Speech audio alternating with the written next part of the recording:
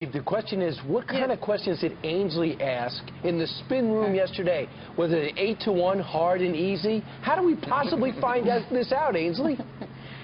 You know what, Brian? Everyone was talking about the interruptions in the spin room, and we were all watching at the same time. And you know that during the hour-and-a-half debate, we're all like, oh my gosh, please let him finish what he was saying. It's no different than when we do an interview on set and folks at home, they hate it when we allow people that we're interviewing to interrupt each other because you can't hear what the other one's saying and you just want to hear their points.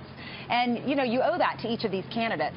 I did think she got too involved, and it's interesting. It shows you how together Mike Pence was, because I didn't even notice hard or softball questions, really, because he was able, I thought he was really able to handle all of the questions in a very graceful way. All right, so let me show you what was happening behind the scenes in Spin Alley.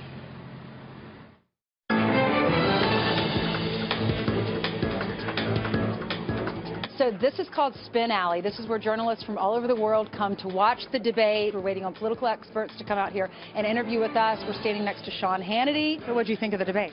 I thought it was great. I mean, it was the most irritating debate I think I've ever watched. I felt like screaming at one point, Tim Kaine, shut up. And then here comes, you know, Mike Pence, well, what about deplorables? And why are you always going so negative? And why is this campaign this way? Let's stay on issues.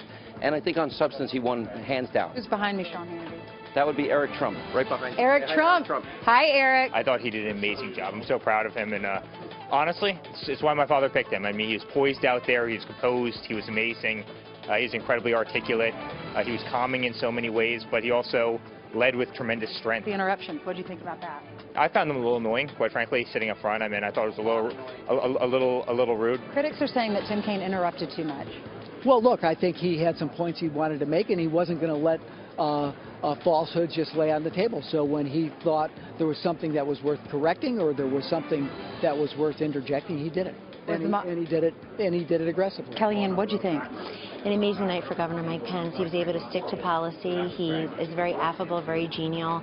Unlike Senator Tim Kaine, for whatever reason, could not stop interrupting both Mike Pence and the female moderator. I thought it was really an unfortunate night for his ticket. I think it was a great night for Donald Trump because his first exercise in leadership, the very first most important decision he made as the presidential nominee was his vice presidential selection, and it showed his leadership and his judgment in selecting Governor Pence. What was your sense of the debate?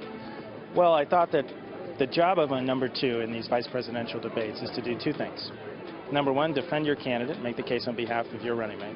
And number two, make the case against the person on the other side. And I think Tim Kaine did an extremely effective job about explaining why Donald Trump was uniquely unqualified to be president of the United States. And I thought what was notable was the fact that Mike Pence, time after time, took a pass and did not choose to defend Donald Trump.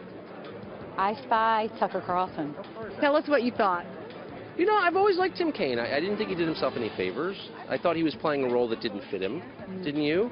He's not an aggressive, nasty guy when you talk to him. He tried to play one tonight on Hillary's behalf, and I don't think it worked. I went into this thinking, you know, who would you rather have dinner with? Maybe Kaine wins. By the end, I thought Pence wins, for whatever it's worth. All right. Anything else you want to add?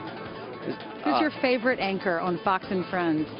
Other than yourself. My favorite anchor, and I'm including myself in the whole television universe, is Ainsley Earhardt from South Carolina. I know it's true. What a politician. What is going on? I've never seen an embrace along with an interview. This is the first time that's ever done. He was hugging you the whole time. You're just jealous. Sure, You're just jealous, my TV husband. No, you can't help it. At the end of the night, you're running on empty. You've had like 2 hours of sleep. You know, you're going back to the hotel for another just 2 hours, so you get a little nutty. So you're just like, please hold me up, Tucker. That's what it was more about. But I said, Tucker, what do you think about the moderator? He said, you know, it has to be a tough job to be moderator, especially when you fail. Yeah. She's something else. It's a tough job, but then again, she was interrupting. She interrupted both of them 27 times, according to our account. All right. Wow. She did have that one moment when she said, we can't hear you guys, so I will give her credit for that. Folks at home. And Ainsley, I think that Brian Fallon does a great job as a spokesperson for the Clinton camp. I think he's been pretty solid throughout. It's nice of him to give you that time. Yeah, I was glad that we got that interview. That was nice of him. All right. Great job.